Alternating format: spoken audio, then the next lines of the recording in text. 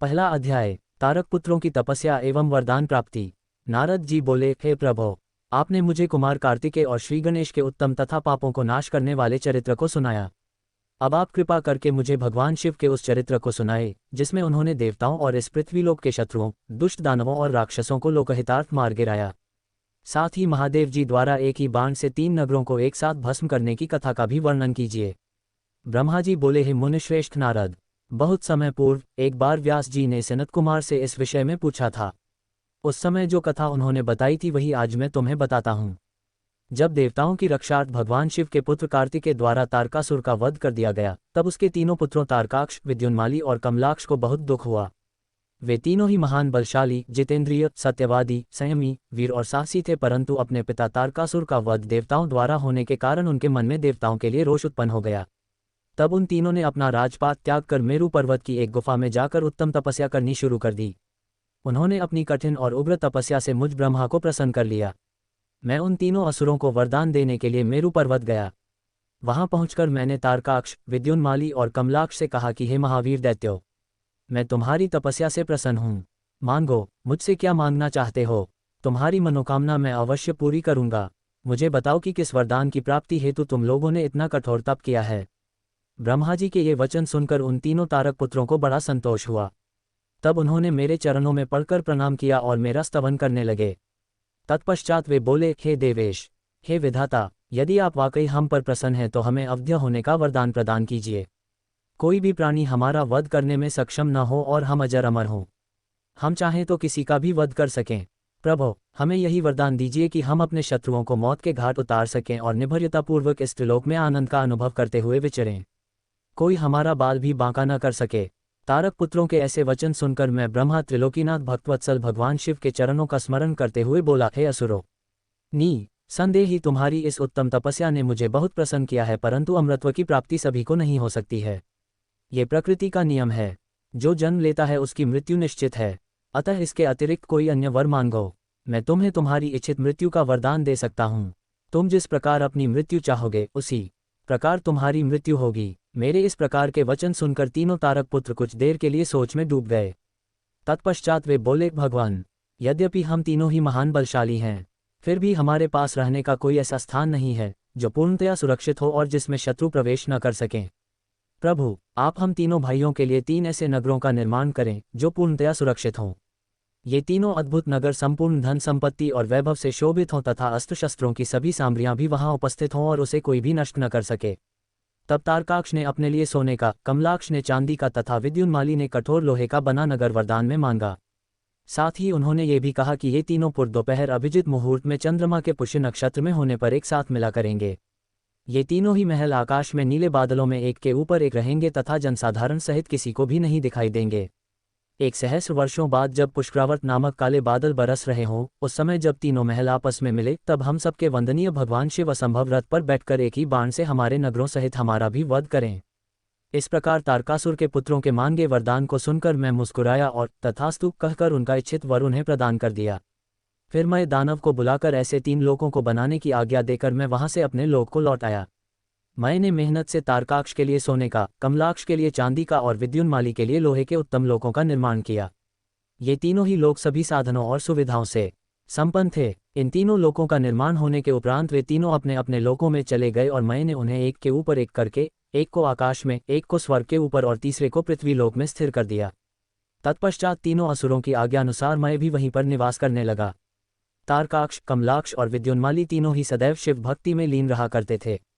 इस प्रकार वे तीनों ही असुर अब आनंदपूर्वक अपने अपने लोकों में सुखों को भोगने लगे। दूसरा अध्याय, देवताओं की प्रार्थना। नारद जी बोले, हे पिताश्री, जब तारकासुर के तीनों पुत्र तारकाक्ष, कमलाक्ष और विद्युन्माली आनंदपूर्वक अपने अपने लोकों में निवास करने लगे, तब फिर आगे क्या हुआ? ब्रह्मा जी बोले, हे नारद, तारक पुत्रों के तीनों लोकों के अद्भुत तेज से दग्ध होकर सभी देवतागण देवराजेंद्र के साथ दुखी अवस्था में ब्रह्मलोक में मेरी शरण में आए।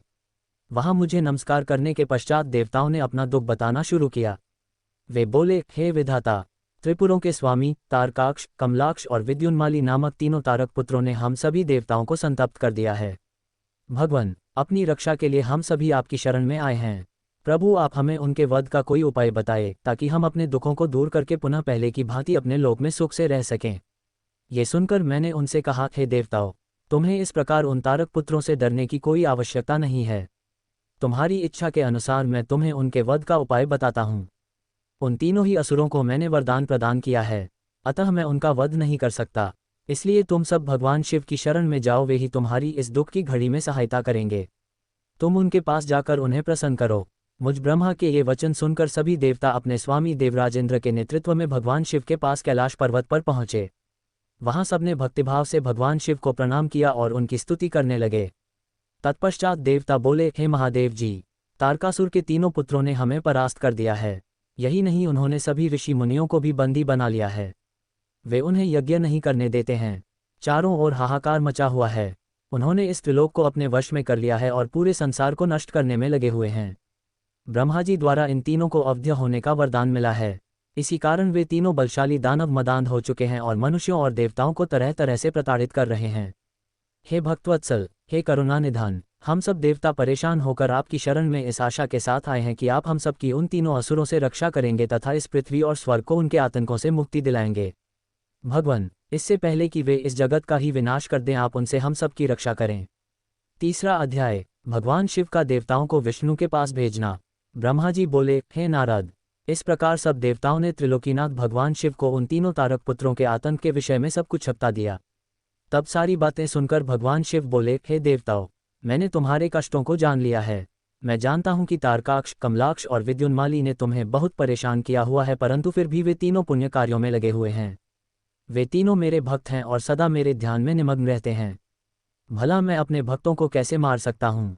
वे तीनों तारक पुत्र पुण्य संपन्न हैं। वे प्रबल होने के साथ साथ भक्तिभावना भी रखते हैं। जब तक उनका पुण्य संचित है और वे मेरी आराधना करते रहेंगे, मेरे लिए उन्हें मारना असंभव है, क्योंकि स्वयं ब्रह्मा जी के अनुसार मित्रद्रोह से बढ़कर कोई भी पाप नहीं है।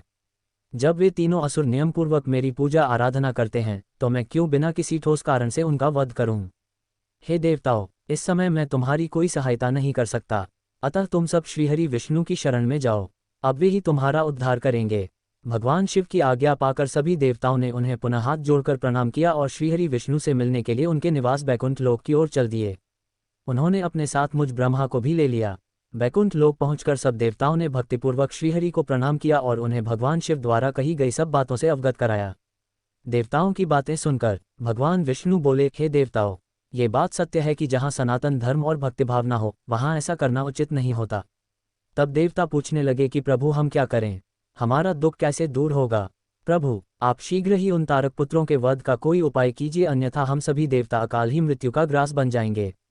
भगवान, आप ऐसा उपाय कीजिए जिससे वे तीनों असुर सनातन धर्म से विमुख होकर अनाचार का रास्ता अपना लें। उनके वैदिक धर्म का नाश हो जाए और वे अपनी इंद्रियों के वश में हो जाएं। वे दुराचारी हो जाएं तथा उनके सभी शुभ आचरण समाप्त हो जाएं। तब देवताओं की इस प्रार्थना को सुनकर भगवान श्रीहरि विष्णु एक पल को सोच में डूब गए। तत्पश्चात बोले, तारक पुत्र तो स्वयं भगवान शिव के भक्त हैं, परंतु फिर भी जब तुम सब मेरी शरण में आए हो तो मैं तुम्हें निराश नहीं करूंगा, तुम्हारी सहायता अवश्य ही करूंगा। तब श्रीहरि विष्णु ने मन ही मन यज्ञों का स्मरण किया। उनका स्मरण होते ही यज्ञगण तुरंत वहां उपस्थित हो गए। वहां श्रीहरि को नमस्कार करके उन्होंने पूछा कि प्रभु, आपने हमें यहाँ क्यों बुलाया है? तब श्रीहरि मुस्कुराए और बोले कि हमें तुम्हारी सहायता की आवश्यकता है, इसलिए हमने तुम्हारा स्मरण किया है। तब वे देवराज इंद्र से बोले कि हे देवराज, आप त्रिलोक की विभूति के लिए यज्ञ करें। यज्ञ के द्वारा ही तारक पुत्रों के तीनों पुरों नगरों का विनाश संभव है। भगवान श्रीहरि विष्णु के ये वचन सुनकर सभी देवताओं ने आदरपूर्वक विष्णु जी का धन्यवाद किया और उन्हें प्रणाम करने के पश्चात यज्ञ के ईश्वर की स्तुति करने लगे। तत्पश्चात उन्होंने बहुत विशाल यज्ञ का आयोजन किया। सविधि उन्होंने उत्तम यज्ञ भक्ति भावना से आरंभ किया। यज्ञ अग्नि प्रज्वलित हुई। यज्ञ पूर्ण होने पर उस यज्ञ कुंड से शूल शक्तिधारी विशालकाय हजारों भूतों का समुदाय निकल पड़ा। तत्पश्चात अनेक रूपों से युक्त नाना वेशधारी कालाग्नि रुद्र के समान तथा काल सूर्य के समान प्रकट हुए उन भूतों ने भगवान विष्णु को नमस्कार किया। उन भूतगणों को आज्ञा देते हुए विष्णु जी बोले, हे भूतगणों, देवकार्य को पूरा करने के लिए तुम जाकर त्रिपुरों को नष्ट करो। विष्णु जी की आज्ञा सुनकर वे भूतगण दैत्यों के उस महासुंदर नगर त्रिपुर की ओर चल दिए। जब उन्होंने त्रिपुर नगरी में घुसना चाहा तो वहां के तेज से वे भस्म हो गए। जो भूतगण बचे वे लौटकर भगवान विष्णु के पास वापस आ गए तथा उन्होंने श्रीहरि को इस बात की सूचना दी। जब भगवान विष्णु को इस प्रकार भूतगणों के नगरी के तेज से जलने की जानकारी हुई तो वे अत्यंत चिंतित हो गए। तब उन्होंने देवताओं को समझाया कि वे अपनी चिंता त्याग कर अपने अपने लोकों को जाएं। मैं इस संबंध में विचार करके आपके लाभ के लिए यथासंभव कार्य करूंगा। मैं तारकाक्ष, कमलाक्ष और विद्युन्माली नामक तीनों असुरों को शिवभक्ति से विमुख करने का प्रयास करता हूं, तभी उन पर विजय पाना संभव होगा। तब श्रीहरि को प्रणाम करके सभी देवता अपने अपने लोकों को वापस लौट गए। चौथा अध्याय, नास्तिक शास्त्र का प्रादुर्भाव। ब्रह्मा जी नारद से बोले, तब भगवान श्रीहरि विष्णु ने अपनी आत्मा के तेज से अत्यंत तेजस्वी एक मायावीर पुरुष प्रकट किया। उसका सिर मुंडा हुआ था। उसने अत्यंत गंदे वस्त्र पहने हुए थे। उसके एक हाथ में लकड़ी का एक कटोरा तथा दूसरे हाथ में झाड़ू थी। उसने अपने मुख पर वस्त्र लपेट रखा था। व्याकुल वाणी में उसने श्रीहरि को प्रणाम किया और पूछा, हे प्रभु, मेरी उत्पत्ति का क्या प्रयोजन है? भगवान, मैं कौन हूँ? तब श्रीहरि विष्णु ने उत्तर दिया, हे वत्स, तुम मेरे शरीर से ही उत्पन्न हुए हो, इसलिए तुम अर्ही नाम से जाने जाओगे। तुम्हें मैंने एक विशेष कार्य के लिए उत्पन्न किया है। तुम बड़े मायावी हो। तुम्हें एक ऐसे शास्त्र की रचना करनी है जिसमें 16,000 श्लोक होंगे, जिसमें वर्णाश्रम धर्म की जानकारी होगी तथा जिसमें अपभ्रंश शब्दों व कर्म विवाह की भी व्याख्या की गई होगी। विष्णु जी के इन वचनों को सुनकर अर्ही ने उन्हें प्रणाम किया और बोला कि मेरे लिए अब क्या आ गया है। तब श्रीहरि ने उसे माया से रचित वह अद्भुत शास्त्र पढ़ाया जिसका मूल ये था कि स्वर्ग और नरक सब यही हैं, उनका अलग से कोई भी अस्तित्व नहीं है।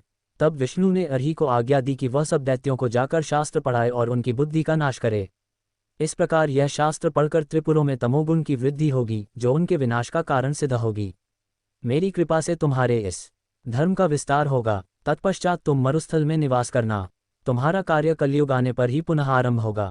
ऐसा कहकर श्रीहरि विष्णु अंतर्धान हो गए। तब अर्ही ने भगवान विष्णु की आज्ञा के अनुसार अपने अनेक शिष्य बनाए और उन्हें उसी माया में शास्त्र की शिक्षा दी। विशेष रूप से उनके 4 शिष्य बने जिनको उन्होंने कृषि, पत्ति, कीर्य और उपाध्याय नाम प्रदान किया। वे चारों शिष्य अपने गुरु के समान ही आचरण करने वाले थे। उनका एक ही धर्म था, पाखंड। वे नाक पर कपड़ा लपेटे गंदे वस्त्र धारण करके इधर उधर घूमते रहते थे। एक दिन अर्ही अपने चारों शिष्यों को अपने साथ लेकर त्रिपुर नगर में चल दिए। वहां पहुंचकर उन्होंने अपनी माया फैलानी आरंभ की, परंतु भगवान शिव की कृपा से उस त्रिपुरी में उनकी माया का प्रभाव नहीं हो रहा था। तब उन्होंने व्याकुल होकर भगवान विष्णु का स्मरण किया। भगवान विष्णु ने अलौकिक गति से सभी बातें जान लीं। भगवान शिव का ध्यान करते हुए विष्णु जी ने, हे नारद, तब तुम्हारा स्मरण किया। अपने स्वामी के स्मरण करते ही तुम तत्काल उनकी सेवा में उपस्थित हो गए। उन्हें प्रणाम करके तुमने याद करने का कारण पूछा। तब श्रीहरि ने तुम्हें आज्ञा प्रदान की कि तुम अर्ही और उसके शिष्यों को साथ लेकर त्रिपुर नगरी में प्रवेश करो और वहां के निवासियों को मोहित करके उन्हें माया से ओतप्रोत उस शास्त्र की शिक्षा प्रदान करो। अपने आराध्य भगवान श्रीहरि की आज्ञा शिरोधार्य कर तुम उन पाखंडी ब्राह्मणों को साथ लेकर त्रिपुर नगरी की ओर चल दिए। वहां जाकर तुम तारकाक्ष, कमलाक्ष और विद्युन्माली नामक त्रिपुर स्वामियों से मिले तथा उनसे उस माया में शास्त्र की प्रशंसा करने लगे। तुमने उन्हें बताया कि तुम इसी शास्त्र से शिक्षा ग्रहण करते हो। ये बात जानकर उन त्रिपुर स्वामियों को बड़ा आश्चर्य हुआ और वे उस माया में शास्त्र की माया से मोहित होने लगे। तब उन्होंने अर्ही को अपना गुरु बना लिया और उनसे दीक्षा लेने लगे। ये देखकर त्रिपुरों के अन्य निवासी भी उन मायावी शिष्यों एवं उनके गुरु से शिक्षा ग्रहण करने लगे। 5वां अध्याय, नास्तिक मत से त्रिपुर का मोहित होना। नारद जी ने पूछा, हे ब्रह्मदेव, उन तीनों महाबलशाली दैत्यराजों के उन मायावी और पाखंडी अर्ही और उनके शिष्यों द्वारा शिक्षा ग्रहण होने पर वहां क्या हुआ? उन मायावी पुरुषों ने क्या किया? कृपया मुझे बताइए। नारद जी का प्रश्न सुनकर ब्रह्मा जी बोले, हे नारद, जब त्रिपुर के राजा ही उस माया में शास्त्र द्वारा दीक्षित हो गए तो वहां की जनता क्यों नहीं होती? अरिहन ने कहा, मेरा ज्ञान वेदांत का सार है। यह अनादिकाल से चला आ रहा है। इसमें कर्ता कर्म नहीं है। आत्मा के देह अर्थात शरीर से जितने भी बंधन हैं वे सब ईश्वर के ही हैं। ईश्वर के समान कोई भी न तो शक्तिशाली है और न ही सामर्थ्यवान। ब्रह्मा, विष्णु और महेश सब अरिहन ही कहे जाते हैं। समय आने पर ये तीनों ही लीन हो जाते हैं। आत्मा एक है। मृत्यु सभी के लिए सत्य है। मृत्यु शाश्वत है और सबके लिए निश्चित है। इसलिए हमें कभी भी हिंसा नहीं करनी चाहिए और सदा ही अहिंसा के मार्ग पर चलना चाहिए। अहिंसा ही परम धर्म है। किसी को दुख पहुंचाना महापाप है। इसलिए हमें कभी भी कमजोर और निर्बलों को नहीं सताना चाहिए। दूसरों को क्षमा करना ही सबसे बड़ा गुण है। इसलिए सदा अहिंसा का मार्ग अपनाना चाहिए। हिंसा और लड़ाई झगड़े का मार्ग हमें नरक की ओर ले जाता है। इसलिए किसी को डराओ धमकाओ मत। सदैव विनम्रता का आचरण करो। भूखों को भोजन दो, रोगियों को औषधि और छात्रों को विद्या का दान करो। भक्ति के साथ उपासना करो। आडंबरों की कोई आवश्यकता नहीं होती। मन को शुद्ध रखो तथा 12 स्थानों की पूजा करो जिनमें 5 कर्मेंद्रियां, 5 ज्ञानेंद्रियां तथा मन व बुद्धि सम्मिलित हैं। इसी धरा पर ही स्वर्ग और नरक दोनों स्थित हैं। अतः अनावश्यक रूप से उनकी कामना मन में लेकर अपनों को कष्ट देना पुनर्तः गलत है। शांति और सुखपूर्वक मरना ही मोक्ष की प्राप्ति है। स्वर्ग की प्राप्ति की इच्छा मन में लेकर हवन की अग्नि में तिल, घी और पशु की बलि देना कहाँ की मानवता है। इस प्रकार उन असुर राजाओं को अपना जीवन दर्शन सुनाकर अरही उस पुर के निवासियों से बोले कि मनुष्य को सुखपूर्वक निवास करना चाहिए। आनंद ही ब्रह्म है और परम ब्रह्म की प्राप्ति सिर्फ एक कल्पना है। तभी कहता हूं कि जब तक आपका शरीर स्वस्थ और समर्थ है, अपने सुख का मार्ग ढूंढकर उसका अनुसरण करो, अन्यथा शीघ्र ही तुम पर बुढ़ापा आ जाएगा और तुम्हारा शरीर नष्ट हो जाएगा। इसलिए ज्ञानियों को स्वयं अपने सुख की खोज करनी चाहिए। मेरी इस बात का समर्थन वेद भी करते हैं। मनुष्य को जाति पांति के बंधनों में फंसकर कभी किसी को कम नहीं समझना चाहिए। सृष्टि के आरंभ में ब्रह्मा जी की उत्पत्ति हुई। उनके दक्ष और मरीचि नामक 2 पुत्र हुए। मरीचि के पुत्र कश्यप जी ने दक्ष की 13 कन्याओं का धर्म से विवाह कराया। फिर प्रजापति के मुख, बहु, उरु, जंघा और चरण से वर्ण उत्पन्न हुए, ऐसा कहा जाता है। परंतु ये सभी बातें गलत जान पड़ती हैं, क्योंकि एक ही शरीर से जन्म लेने वाले सभी पुत्र भिन्न भिन्न रूप वाले कैसे हो सकते हैं। इसलिए वर्ण भेद को अनुचित मानना चाहिए। ब्रह्मा जी बोले। इस प्रकार उन अरही नामक धर्मात्मा ने अपने भाषण द्वारा तारकाक्ष, कमलाक्ष और विद्युन्माली नामक तीनों असुरों के निवासियों को वेद मार्ग से विमुख कर दिया। साथ ही उन्होंने पतिव्रता स्त्रियों के पतिव्रता धर्म और पुरुषों के जितेंद्रिय धर्म को अस्वीकार कर दिया। उन्होंने धर्म, यज्ञ, तीर्थ, श्रद्धा और धर्मशास्त्रों का भी खंडन किया। विशेष रूप से उन्होंने भगवान शिव की पूजा न करने के लिए सभी को प्रोत्साहित किया और सब देवताओं के पूजन और आराधना को व्यर्थ बताया। इस प्रकार उन अरही ने पुर के वासियों को अपने झूठे धर्म और पाखंड से मोहित कर दिया। इस प्रकार वहां अधर्म फैल गया। तत्पश्चात भगवान श्रीहरि विष्णु की माया से देवी महालक्ष्मी भी उन त्रिपुरों में अपना अनादर देख उस स्थान को त्याग कर चली गईं। 6वां अध्याय, त्रिपुर सहित उनके स्वामियों के वध की प्रार्थना। व्यास जी ने पूछा, हे सनत कुमार जी, जब उन त्रिपुर स्वामियों की बुद्धि उनकी प्रजा सहित मोहित हो गई तब क्या हुआ? कौन सी घटना घटी? प्रभो, कृपा कर इस विषय में मेरे ज्ञान को बढ़ाए। तब व्यास जी के प्रश्न का उत्तर देते हुए सनत कुमार जी बोले, हे महर्षि, जब उन तीनों पुरों का मुख पूर्व दिशा की ओर हो गया और तारकाक्ष, कमलाक्ष और विद्युन्माली नामक दैत्यों ने भगवान शिव का पूजन और अर्चन छोड़ दिया, तब उनके राज्य में चारों ओर दुराचार फैल गया। उस समय भगवान विष्णु और ब्रह्मा जी सभी देवताओं के साथ भगवान शिव की स्तुति करने कैलाश पर्वत पर गए। वहां पहुंचकर उन्होंने शिव जी को साष्टांग प्रणाम किया। तत्पश्चात देवता बोले, हे देवाधिदेव, हे करुणा निधान, आप सभी जीवों के आत्मस्वरूप, कल्याण करने वाले और अपने भक्तों की पीड़ा हरने वाले हैं। गले में नीला चिन्ह होने के कारण आप नीलकंठ कहलाते हैं। हम हाथ जोड़कर आपको प्रणाम करते हैं। आप सब प्राणियों एवं देवताओं के लिए वंदनीय हैं तथा सबकी बाधाओं और विपत्तियों को दूर करते हैं। भगवान, आप ही रजोगुण, सतोगुण और तमोगुण के आश्रय से ब्रह्मा, विष्णु और महेश के अवतार धरकर जगत की सृष्टि, पालन और संहार करते हैं। आप ही अपने भक्तों को इस भवसागर से पार कराने वाले हैं। वेद आपके परब्रह्म स्वरूप और तत्वरूप का वर्णन करते हैं। आप सर्वव्यापी, सर्वात्मा और इन तीनों लोकों के अधिपति हैं। आप सूर्य से भी अधिक तेजस्वी और दीप्तिमान हैं। हम आपको नमस्कार करते हैं। आप ही इस प्रकृति के प्रवर्तक हैं तथा सब प्राणियों के शरीर में रहते हैं। ऐसे परमेश्वर को हम प्रणाम करते हैं। हे शिव शंभो, तारकाक्ष, कमलाक्ष और विद्युन्माली नामक त्रिपुर स्वामियों ने हम देवताओं को अनेकों प्रकार से परेशान कर प्रताड़ित किया है। वे देवताओं का विनाश करने के लिए उन्मुख हैं। हे प्रभो, हम आपकी शरण में आए हैं। भगवान, उन असुरों का विनाश करके हमारी रक्षा कीजिए। इस समय तीनों असुरों ने धर्म मार्ग को छोड़ दिया है और नास्तिक शास्त्र का पालन कर रहे हैं। आपकी इच्छा के अनुरूप तारकाक्ष, कमलाक्ष और विद्युन्माली तीनों धर्म कर्म से विमुख हो गए हैं। अतः अब आप उनका वध कर देवताओं को मुक्ति दिलाए। इस प्रकार कहकर सभी देवता चुप हो मस्तक झुकाकर खड़े हो गए। तब भगवान शिव बोले, हे देवताओं, तारकाक्ष, कमलाक्ष और विद्युन्माली तीनों ही यद्यपि धर्म से विमुख होकर धन, वैभव और ऐश्वर्य रूप में डूबकर सब कुछ भूल गए हैं, परंतु फिर भी वे मेरे असीम भक्त रहे हैं। जब भगवान विष्णु ने उन त्रिपुर स्वामियों को वहां की प्रजा के साथ मोहित कर धर्म कर्म से विमुख कर ही दिया है, तो वे स्वयं ही उनका वध क्यों नहीं कर देते? शिवजी के ये वचन सुनकर ब्रह्मा जी बोले, हे परमेश्वर, आप भक्तवत्सल हैं। पाप आपसे कोसों दूर भागता है। प्रभु, आपकी आज्ञा के बिना इस जगत में पत्ता तक नहीं हिलता। भगवान, आपकी इच्छा के अनुरूप ही विष्णु जी ने उन सबको मोहित कर पथभ्रष्ट किया है। अब आप उन त्रिपुर स्वामियों का वध करके इस जगत का उद्धार कीजिए। प्रभु, आप तो इस जगत का आधार हैं। हम सब आपके सेवक हैं और आपकी आज्ञा के अनुसार कार्य को पूरा करते हैं। आप सम्राट और हम आपकी प्रजा हैं। ब्रह्मा जी के इन वचनों को सुनकर भगवान शिव प्रसन्न होकर बोले, हे ब्रह्मन, आप मुझे देवताओं का सम्राट कह रहे हैं, पर आप ऐसा कैसे कह सकते हैं, जबकि आप जानते हैं कि मेरे पास न तो कोई दिव्य रथ है और न ही कोई सारथी है। फिर भला मैं कैसे उन सर्व सुविधा संपन्न त्रिपुर स्वामियों को युद्ध में परास्त कर पाऊंगा? मेरे पास तो धनुष भी नहीं है जिससे मैं उन दैत्यों का वध कर सकूं। भगवान शिव के ये कहते ही सब देवता प्रसन्न हो गए। उन्होंने कहा कि प्रभु, यदि आप उनका वध करने के लिए तैयार हैं तो हम सभी आपके लिए रथ तथा अन्य शस्त्र सामग्री का प्रबंध कर देंगे।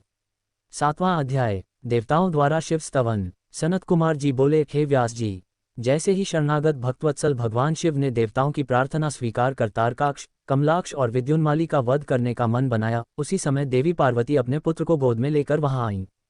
तब जगतजननी मां जगदम्बा को आता देखकर ब्रह्मा, विष्णु सहित अन्य देवताओं ने हाथ जोड़कर उन्हें प्रणाम किया। अपने पुत्रों को देख भगवान शिव उन्हें प्यार करने लगे। तब देवी पार्वती भगवान शिव को अपने साथ लेकर अपने भवन के भीतर चली गईं।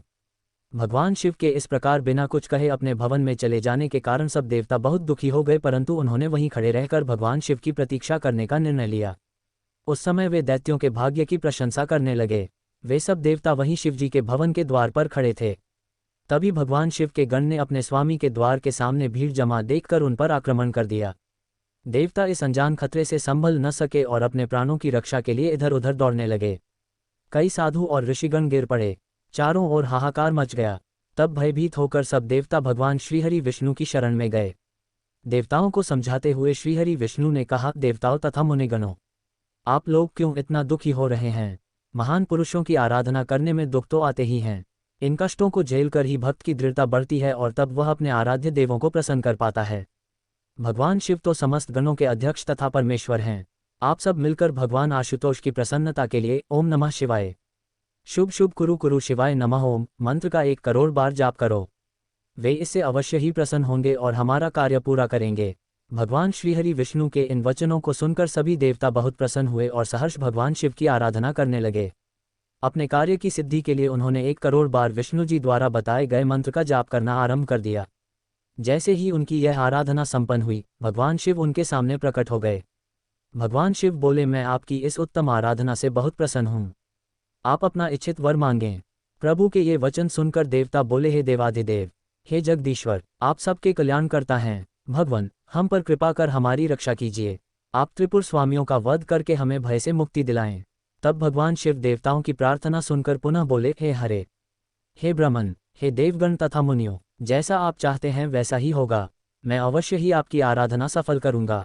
हे विष्णु, आप इस जगत के पालन करता हैं, इसलिए त्रिपुर विनाश के लिए आप मेरी सहायता करें।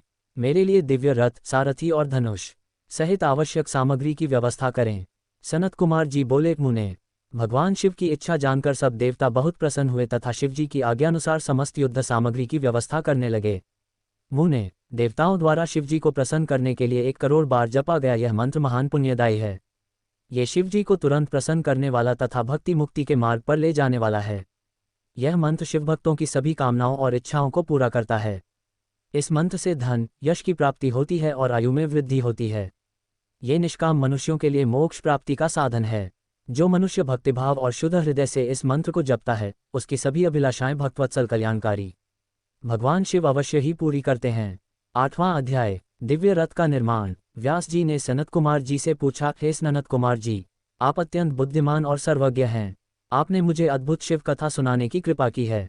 मुनि, जब भगवान शिव ने देवताओं के अभीष्ट कार्यों को पूरा करने के लिए त्रिपुर स्वामियों का वध करने हेतु विष्णु जी से दिव्य रथ का निर्माण करने के लिए कहा, तब विष्णु जी ने क्या किया? दिव्य रथ का निर्माण किसने और कैसे किया? सूत जी बोले, हे मुने, व्यास जी की यह बात सुनकर सनत कुमार जी ने भगवान शिव के चरणों का ध्यान करके कहा, भगवान शिव के लिए दिव्य रथ के निर्माण करने के लिए देवताओं ने अपने शिल्पी विश्वकर्मा को बुलाकर उन्हें कार्य सौंपा। तब भगवान शिव के अनुरूप ही विश्वकर्मा ने उनके लिए रथ का निर्माण किया। उस रथ के समान कोई दूसरा रथ नहीं था। वह दिव्य रथ सोने का बना हुआ था। उस रथ के दाएं पहिए में सूर्य और बाएं पहिए में चंद्रमा लगे हुए थे। सूर्य के पहिए में 12 हर्रे लगे हुए थे जो कि 12 महीनों का प्रतिनिधित्व कर रहे थे। चंद्रमा के पहिए में लगे 16 हर्रे चंद्रमा की 16 कलाओं का प्रदर्शन कर रहे थे। ब्रह्मांड में विद्यमान अश्विनी आदि 27 नक्षत्र उस रथ के पीछे के भाग की शोभा बढ़ा रहे थे। 6 ऋतु सूर्य और चंद्रमा के बने पहियों की धुरी बनी। अंतरिक्ष रथ के आगे का भाग और मंद्राचल पर्वत उस रथ में बैठने का स्थान बना तथा संवत्सर रथ का वेग बनकर उसे गति प्रदान करने लगा। इंद्रियां उस दिव्य रथ को चारों ओर से सुसज्जित किए थी तथा श्रद्धा रथ की चाल बनी। वेदों के अंग रथ के भूषण तथा पुराण, न्याय, मीमांसा तथा धर्मशास्त्र आदि रथ की शोभा बढ़ाने लगे। महान तीरथ पुष्कर दिव्य रथ की ध्वज पताका बनकर फहराने लगा। विशाल समुद्रों ने रथ के बाहरी भाग का निर्माण किया। गंगा, यमुना आदि पवित्र नदियां स्त्री रूप धारण कर रथ में चंवर डुलाने लगीं। स्वयं ब्रह्मा जी उस दिव्य रथ में सारथी बनकर भगवान शिव की सेवा में उपस्थित हुए तथा आकार उनके रथ का चाबुक बना। आकार विशाल छत्र बनकर रथ को शोभित करने लगे। भगवान शिव के धनुष का निर्माण करने हेतु शैलराज हिमालय स्वयं धनुष बने तो नागराज उस धनुष के लिए प्रत्यंचा बने। देवी सरस्वती धनुष की घंटा और भगवान श्रीहरि बाण बने और अग्निदेव ने बाण की नोक में अपनी शक्ति डाली। ऋग्वेद, सामवेद, यजुर्वेद तथा अथर्ववेद उस दिव्य रथ में घोड़े बनकर जुट गए। वायुदेव बाजा बजाने लगे। उस दिव्य रथ में इस ब्रह्मांड की हर वस्तु उपयोगिता बढ़ा रही थी। इस प्रकार देवताओं के शिल्पी विश्वकर्मा ने उस उत्तम दिव्य रथ का निर्माण किया। 9वां अध्याय, भगवान शिव की यात्रा। सनत कुमार जी बोले, हे महर्षि, भगवान शिव के लिए बनाया गया वह दिव्य रथ अनेकानेक आश्चर्यों से युक्त था। विश्वकर्मा द्वारा बनाया गया वह रथ ब्रह्मा जी ने भगवान शिव को समर्पित कर दिया। तत्पश्चात श्रीहरि, विष्णु, ब्रह्मा जी और सभी देवता एवं ऋषि मुनि कल्याणकारी भगवान शिव की प्रार्थना करने लगे। उन्होंने भगवान शिव को दिव्य रथ पर आरूढ़ किया। स्वयं ब्रह्मा जी उस रथ के सारथी बने। भगवान शिव के रथ पर आरूढ़ होते ही चारों दिशाओं में मंगल गान होने लगे, पुष्प वर्षा होने लगी। ब्रह्मा जी ने सर्वेश्वर शिव की आज्ञा लेकर रथ को आगे बढ़ाया। वह उत्तम दिव्य रथ भगवान शिव को लेकर विद्युत की गति से आकाश में उड़ने लगा। जब भगवान शिव का वह दिव्य रथ तेजी से आकाश मार्ग से होता हुआ उन त्रिपुरों की ओर जा रहा था तो बीच मार्ग में ही कल्याणकारी देवाधिदेव भगवान शिव ब्रह्मा जी से बोले, हे विधाता, तारकाक्ष, कमलाक्ष और विद्युन्माली नामक परम बलशाली राक्षसों का वध करने के लिए मुझे उनके समान ही शक्ति चाहिए। वे तीनों असुर पहले मेरे परम भक्त थे, परंतु श्रीहरि की माया से मोहित होकर उन्होंने भक्ति मार्ग को त्याग दिया है। अब उन त्रिपुर स्वामियों में तामसिक प्रवृत्ति बढ़ गई है, पशुत्व बढ़ गया है। अतः उन तीनों दैत्यों का संहार करने के लिए मुझे भी पशुओं की सी शक्ति की आवश्यकता होगी। अतः आप सब देवता पशुत्व की वृद्धि करने हेतु पशुओं का आधिपत्य मुझे प्रदान करें, तभी उन असुरों का वध हो पाएगा। भगवान शिव के इस प्रकार के वचन सुनकर सभी देवता चिंतित हो गए और सोच में डूब गए। पशुत्व की बात सुनकर उनका मन अप्रसन्न हो गया। देवताओं को सोच में देखकर भक्तवत्सल भगवान शिव को स्थिति समझते देर न लगी। वे देवताओं की चिंता तुरंत समझ गए। देवताओं से भगवान शिव ने कहा, देवताओं, इस प्रकार दुखी मत हो, मैं तुम्हारे दुख का कारण समझ गया हूँ। तुम लोग ये कदापि मत सोचो कि पशुत्व से तुम्हारा पतन हो जाएगा। मैं तुम्हें पशुत्व से मुक्ति का मार्ग बताता हूँ। हे देवताओं, जो भी पवित्र मन और स्वच्छ निर्मल हृदय एवं उत्तम भक्ति भावना से दिव्य पाशुपत व्रत को पूरा करेंगे, वे सदा सदा के लिए पशुत्व से मुक्त हो जाएंगे। तुम्हारे अतिरिक्त जो मनुष्य भी पाशुपत व्रत का पालन करेंगे, उन्हें भी पशुत्व से मुक्ति मिल जाएगी। हे देवताओं, नित्य ब्रह्मचर्य का पालन करते हुए 12, 6 अथवा 3 वर्षों तक पाशुपत व्रत का पालन करने से सभी मनुष्यों एवं देवताओं को पशुत्व से हमेशा के लिए मुक्ति मिल जाएगी तथा मोक्ष की प्राप्ति होगी। उसका कल्याण होगा, क्योंकि पाशुपत व्रत परम कल्याणकारी है। भगवान शिव के इन वचनों को सुनकर ब्रह्मा जी, श्रीहरि, विष्णु एवं सभी देवी देवता बहुत प्रसन्न हुए और देवाधिदेव भक्तवत्सल भगवान शिव की जय जयकार करने लगे। तब सब देवता प्रसन्नतापूर्वक अपने अभीष्ट कार्य की सिद्धि के लिए पशु बन गए। तभी से सदाशिव पशुपति नाम से जगत में विख्यात हुए। उनका पशुपति नाम अत्यंत कल्याणकारी एवं अभीष्ट की सिद्धि देने वाला है। उस समय भगवान शिव के स्वरूप को देखकर सभी देवता एवं ऋषिगण बहुत प्रसन्न हुए। तत्पश्चात भगवान शिव ने अन्य देवताओं के साथ त्रिपुरों की ओर प्रस्थान किया। उस समय सारे देवता अपने हाथों में हल, मूसल, भुशुंडी और अनेक प्रकार के अस्त्र शस्त्र धारण करके हाथी, घोड़े, सिंह, रथ और बैलों पर सवार होकर चल दिए। भगवान शिव की जय जयकार करते हुए वे आगे बढ़ते जा रहे थे। आकाश से उन पर फूलों की वर्षा हो रही थी। कल्याणकारी भगवान शिव के साथ उनके केश, विगतवास, महाकेश, महाज्वर, सोमुल्ली, सवर्ण, सोमप, सनक, सोमधृक, सूर्यवर्चा, सूर्यप्रेक्षणक, सूर्याक्ष, सूर्यनामा, सुर, सुंदर, प्रस्कंद, कुंदर, चंड, कंपन, अतिकंपन, इंद्र, इंद्रजय, यंता, हिमकर, शताक्ष, पंचाक्ष, सहस्राक्ष, महोदर, सतीजहु, शतास्य, रंग, कर्पूरपुतन, द्विशिक, त्रिशिक, अनहकारकारक, अजवक्त्र, अष्टवक्त्र, हयवक्त्र, अर्धवक्त्र आदि महावीर बलशाली गणाध्यक्ष उनको घेर कर चल रहे थे। इस प्रकार देवाधिदेव भगवान शिव शंकर के साथ ब्रह्मा जी, श्रीहरि, विष्णु, देवराज इंद्र सहित अनेकों देवता, ऋषि मुनि, साधु संत भी अपने अपने वाहनों पर आरूढ़ होकर त्रिपु के स्वामियों व त्रिपुरों का संहार देखने हेतु उनके साथ साथ चल दिए। 10वां अध्याय, त्रिपुरासुर वध। सनत कुमार जी बोले, जब युद्ध की सामग्रियों को साथ में लेकर भगवान सदाशिव अपने दिव्य रथ में बैठकर आकाश मार्ग से उन त्रिपुरों के निकट पहुंच गए, तब उन्होंने उन त्रिपुरों का उनके स्वामियों के साथ विनाश करने के लिए रथ के शीर्ष स्थान पर चढ़कर अपने परम दिव्य धनुष पर प्रत्यंचा चढ़ाई, परंतु उनका बाण धनुष से नहीं निकला और वे उसी प्रकार उस स्थान पर स्थित हो गए। वे इसी प्रकार अनेक वर्षों तक वहीं खड़े रहे, क्योंकि गणेश जी उनके अंगूठे के अग्रभाग में खड़े होकर उनके कार्य में विघ्न डाल रहे थे। इसलिए ही तीनों पुरों का नाश नहीं हो पा रहा था। इस प्रकार जब भगवान शिव का बाण बहुत समय तक नहीं चला और वे एक ही स्थान पर स्थिर हो गए तो सभी देवता चिंतित हो गए कि ऐसा क्यों हो रहा है। तभी वहां आकाशवाणी हुई, हे ऐश्वर्यशाली देवाधिदेव सर्वेश्वर कल्याणकारी शिव शंकर, जब तक आप गणेश जी का पूजन नहीं करेंगे तब तक त्रिपुरों का संहार नहीं कर पाएंगे। आकाशवाणी के वचनों को सुनकर सभी को बड़ा संतोष हुआ।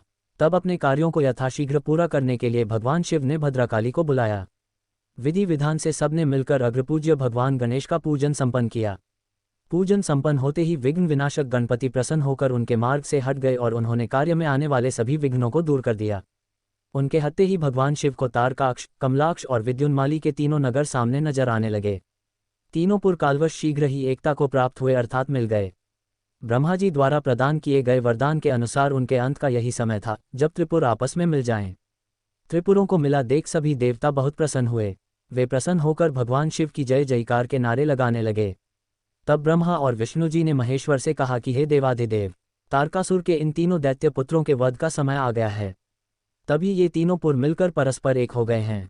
इससे पहले कि ये तीनों पुर फिर से अलग हो जाएं, आप इन्हें भस्म कर दीजिए और हमारे कार्य को पूर्ण कीजिए। तब भगवान शिव ने ब्रह्मा जी और श्रीहरि की प्रार्थना स्वीकार करके अपने दिव्य धनुष पर पाशुपतास्त्र नामक बाण चढ़ाया। उस समय अभिजित मुहूर्त था। विशाल धनुष की टंकार से पूरा ब्रह्मांड गूंज उठा। तब भगवान शिव ने तारकाक्ष, कमलाक्ष और विद्युन्माली को ललकार कर उन पर करोड़ों सूर्य के समान प्रकाशमान पाशुपतास्त्र छोड़ दिया। उस बाण की नोक पर स्वयं अग्निदेव विराजमान थे। उन विष्णुमय अग्नि बाणों ने त्रिपुरवासियों को दग्ध कर दिया, जिससे देखते ही देखते वे तीनों पुर एक साथ ही समुद्रों से घिरी भूमि पर गिर पड़े। सैकड़ों असुर उस अग्निबाण से जलकर भस्म हो गए। चारों ओर हाहाकार मच गया। जब तारकाक्ष अपने भाइयों सहित जलने लगा तब उसे यह एहसास हुआ कि यह सब भगवान शिव की भक्ति से विमुख होने का परिणाम है। तब उसने मन ही मन अपने आराध्य भगवान शिव का स्मरण किया और रोने लगा। तारकाक्ष बोला, हे भक्तवत्सल, कृपा निधान, करुणा निधान भगवान शिव, ये तो हम जानते ही हैं कि आप हमें भस्म किए बिना नहीं छोड़ेंगे। फिर भी प्रभु हम आपकी कृपा चाहते हैं, अतः आप हम पर प्रसन्न होइए।